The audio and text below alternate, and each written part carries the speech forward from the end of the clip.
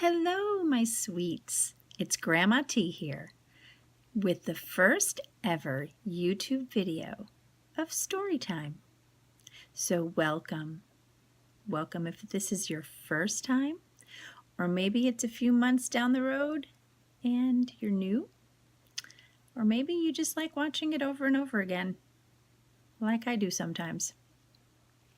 Well, for today's story, it's going to be a Christmas story from when my children were very little. I used to read this to them. And so if you will sit down for a little while, have your listening ears on, and have some markers and a piece of paper so that we can draw a picture after, we'll get on with our story. And today's story is I Can't Wait Until Christmas, a golden book.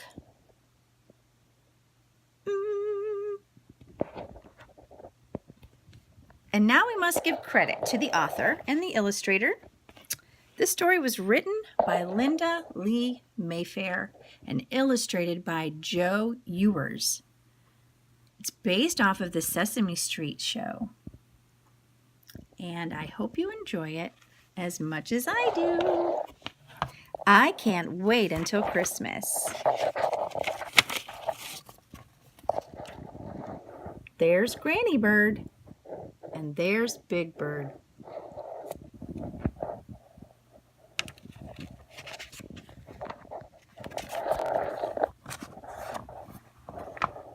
How long is it until Christmas, Granny? Big Bird asked. They had just finished a Thanksgiving dinner of corn kernel salad, bird seed roast with sesame seed gravy, and pumpkin seed pie. Only 4 weeks, Granny told him. 4 whole weeks, Big Bird said. I can't wait. Christmas will be here before you know it, said Granny. What do you want for Christmas? A new baseball bat, please, Big Bird said. What do you want? I would like a surprise, she said. I still remember the nicest Christmas surprise I ever had. One Christmas when I was a little chick, my grandpa made me a birdhouse. It had a pointed green shingled roof, red sides with little windows, a round doorway, a birdseed box, and a perch in the front where the birds could rest or sing a song. Every time a bird perched on it, I thought of Grandpa. May I see it? Big Bird asked. I'm afraid not, she said sadly. It got broken a long time ago. Now Big Bird knew what to give Granny for Christmas.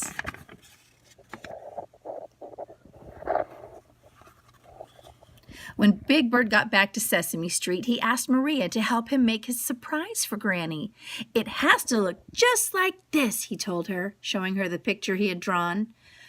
Big Bird and Maria cut out pieces of wood, hammered them together. They glued the shingles on the roof and painted the sides and drew little windows on them. Finally, they attached a birdseed box and nailed a perch onto the front. Do you think Granny will like it? Big Bird asked Maria. It's beautiful, Big Bird, Maria told him. And it's a wonderful present because you made it for her. I'll send it to her right away, Big Bird said. I can't wait for Granny to see it. You'll ruin the surprise, said Maria. Wrap it up and give it to her for Christmas. Big Bird wrapped the birdhouse in some sparkly Christmas paper. Then he called Granny on the phone. How long is it until Christmas, Granny? He asked her. 3 whole weeks, said Big Bird. I can't wait. I already have your surprise present, he told Granny. Do you want me to tell you what it is? No, said Granny. I want it to be a surprise. Why don't you make your Christmas cards and visit Santa Claus? Then it won't seem so long until Christmas.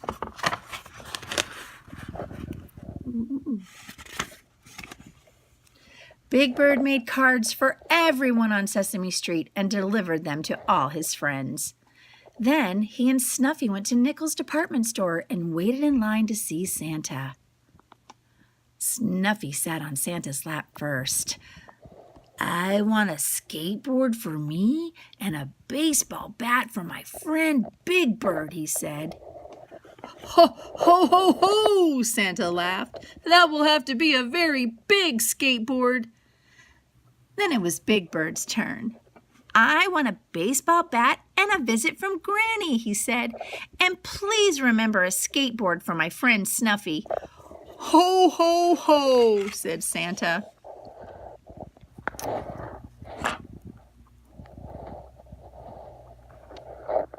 "How long is it until Christmas?" Big Bird asked Granny on the phone. "2 whole weeks. I can't wait.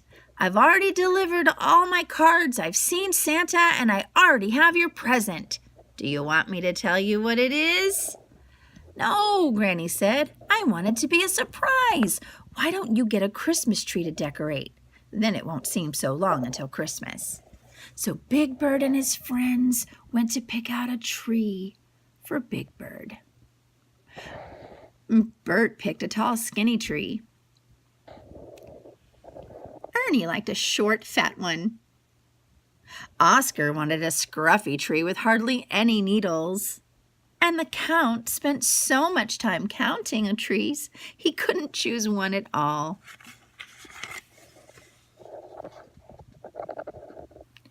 Back at Big Bird's nest, everyone helped him decorate his tree. Oscar tied on old shoes and hubcaps. Bert draped a shiny garland of paper clips. Ernie strung popcorn. And the Count added bat decorations. While he counted, I'm sure.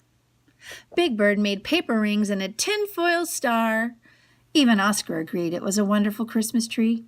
Especially the part with the trash.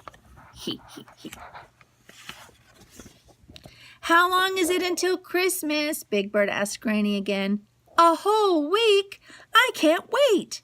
I decorated my Christmas tree and I already have your surprise present. Do you want me to give you one teeny tiny hint?" "No," Granny said. "I want it to be a surprise." "Why don't you make Christmas cookies? Then the week won't seem so long." So Cookie Monster and Big Bird made Christmas cookies. Big Bird saved some cookies to eat with Granny, but Cookie Monster gobbled his right up. "You've eaten all your cookies," Big Bird said. "No problem." Cookie Monster patted his tummy and smiled. "Me make more cookies every day until Christmas." Finally, on the day before Christmas, Granny arrived. Big Bird ran to greet her. "How long is it until Christmas, Granny?" Big Bird asked. One more day.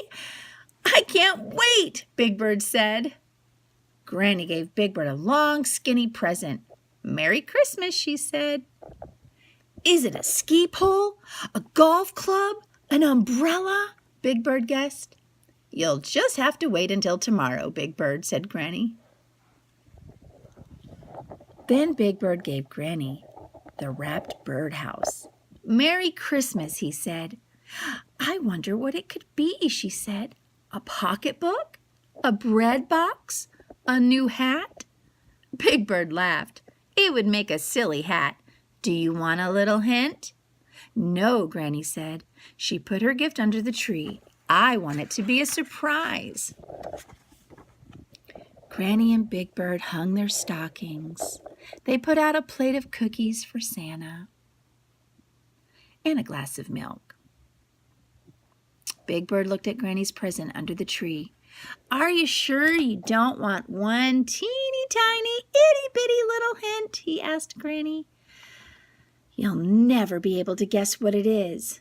"No," Granny told him. "I want it to be a surprise. Go to sleep, Big Bird, and Christmas will be here in the morning."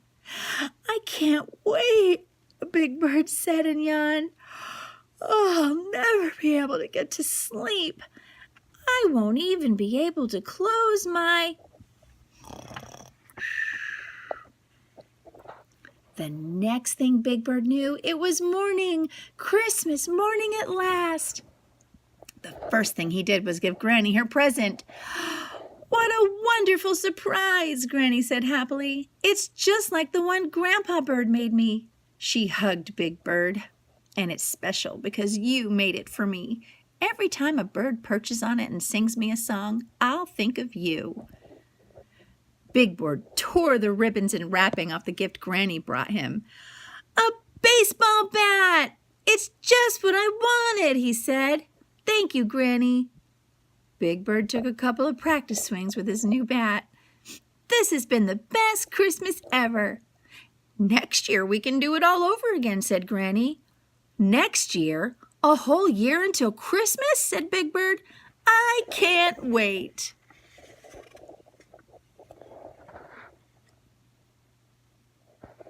And look what Snuffy got. Granny's happy, and so is Big Bird. The end. That was a very nice story. And now we're going to draw a picture of a Christmas tree. So get your paper and get your markers or crayons or whatever you'd like to use. I like to sketch my picture first with pencil so that I don't make any mistakes with the marker. And as you might be able to see, we've got a tree going on here. So I take my marker and I'm just going to trace the lines to make the perfect Christmas tree. You just make a little swoop. And if you don't stay in the lines, that is okay. Swoop. And a big swoop. And if you just want to be simple, you can just make a ginormous triangle. It's the same idea. You'll need a trunk. And then what Grandma T likes to do is make little lines here. And that gives you the appearance that there is a field or snow hills or just space. Also, I like to have some type of moon or sun, and I like to make little wispies. That could be clouds. You just don't want a lot of blank space. You might even want to draw some mountains in the background if you want. And then we're going to put something on the top of our tree, which really does not have to be traditional. But if you want a star, you can, or an angel. I prefer this. This is my treble clef, or G clef. And this is because my Christmas tree makes music. One day, maybe I'll have music in the background while I read stories. That will make it more exciting. But this is my first video, so. And sometimes you just need to go over it a couple times just to highlight it a little. And because my Christmas tree is musical, my decorations will be musical notes. How about that? You can have anything on your tree that you want.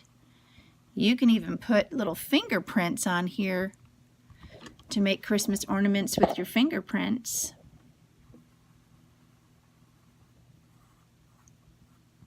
But you can just have little notes hanging off the tree or Christmas balls. Oops, I don't want that direction.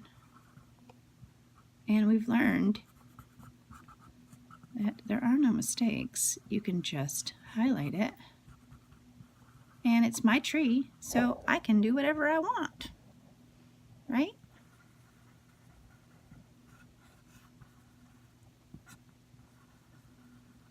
And you can color them in or not. Each note is something different. Okay. And you can do some garland. Mine just happens to be musical. And there you have it. Now, if you want, you can add color. Got some yellow and some orange for my beautiful circle in the sky. You can even make sounds. How's that? And if you're happy with your tree, you can be done. And if you're not, you can add so many more things. Colors, shapes, whatever you want. So I hope you enjoyed our very first story time ever with Grandma T. And maybe next time it will be a Christmas story, and maybe it won't. We'll see.